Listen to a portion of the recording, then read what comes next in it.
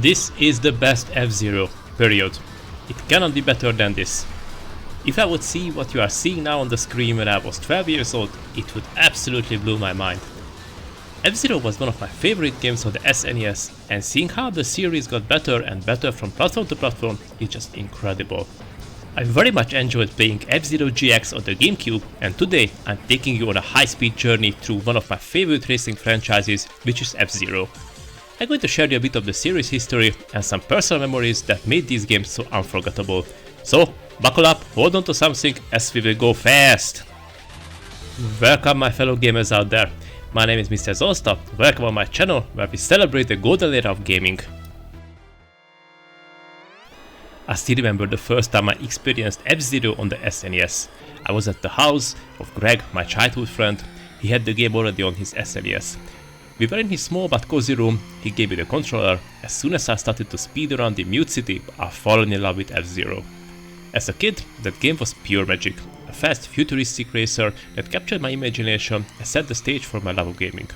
The original F-Zero wasn't just a game, it was a glimpse into a world where speed and adrenaline ruled, and it became one of my absolute favorites. The 60-bit graphics, the music, the fantastic controls, I just loved everything about it. Then came the next leap forward with F-Zero X on the Nintendo 64. With enhanced graphics and more dynamic gameplay, F-Zero X built on the original's foundation, offering even more intensity and challenge. As a kid, I did not have a Nintendo 64, only recently I had the chance to play F-Zero X for the first time, and I made a review video about it on my channel. Despite how old the game, I was amazed how much the game has been improved from the first SNES release, and I just had a great time with it. Listen to the music. This is pure F-Zero. Fast forward to the GameCube era, where the last game has been released in 2003.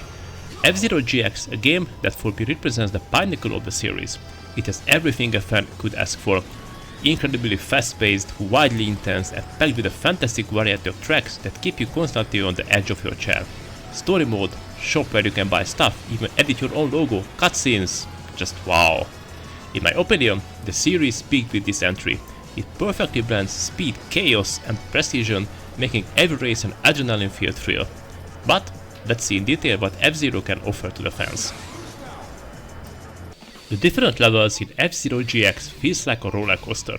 Most of the time I completely lost my orientation, but probably that was the goal of the developers. The early tracks are quite easy, and there are no crazy turns, so you can get used to the controls, which is a must as later things will get really crazy. Before each track there's a short video about the level, which is cool, because here you can see the crazy drops and twists on the level. The developers are fucked about old fans, as you can find newer versions of classic tracks like Mute City, Big Blue and Dry Desert. What a stupid name is that? Have you ever heard about the desert which is not dry? Probably I'm not. Anyway, back to the level design. On the later stages, get ready for some rage quitting moments. You can take a turn here, take a sharp turn there, and BAM! You are falling towards the ground without even realizing what the fuck happened. Oh, apparently, on that part of the track where you just fallen off, there were no guardrails. And you can find speed boosters on the stages, and from the second lap you can use boost, tapping the specific button, but be careful as this drains your energy. But if you can keep a balance between boosting through the stage until you reach the energy recharging area, you will be okay.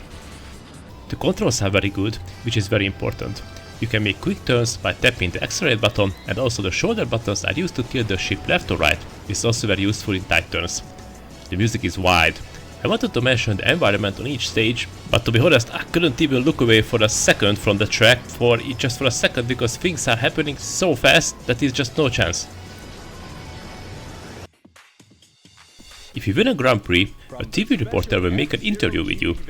And it seems that both of your branding is synchronized, and you can ask a question as the reporter from the racer. This is a bit weird, but this is what it is. Congratulations on your stunning victory. Thank you. I couldn't have done it without my fans. A unique part of F-Zero GX is that you can spend your earned tickets in the shop. How can you earn tickets? By racing. You can unlock new ships, you can buy different ship parts, and you can build your own custom ships. My god, if I would see this as a kid, it would blow my mind. It is unbelievable how much extra content they put into this game. And these are not bullshit content, they are quite cool. If you want, you can even edit your own logo in the game. This was the only part which I skipped. I was not interested in that. There is a so-called story mode in the game, which is a bit misleading, as I thought that it will be a story with the driving part and just some interesting stuff happening, but instead it is like a challenge mode where you can have to do various challenges on different racetracks. You can unlock these challenges or so-called story parts by purchasing the relevant story part in the store. It's a bit strange, but it's cool. If you want to take a break from the traditional racing, story mode offers new challenges for you. I think it is no exaggeration to say that F-Zero GX cannot be improved anymore. It could be an overstatement, but it is true. This game has everything what an F-Zero fan wants.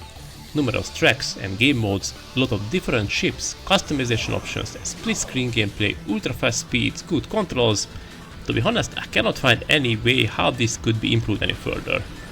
But who knows, maybe a Nintendo Switch release would surprise me, but that is unlikely in the current generation anyway, as the Switch 2 is just around the corner. My only wish how this could be improved will never happen. I really would like to see a Nintendo 3DS version. I really enjoy the 3D visuals on my 3DS, but an F-Zero game on the 3DS is unfortunately will never happen.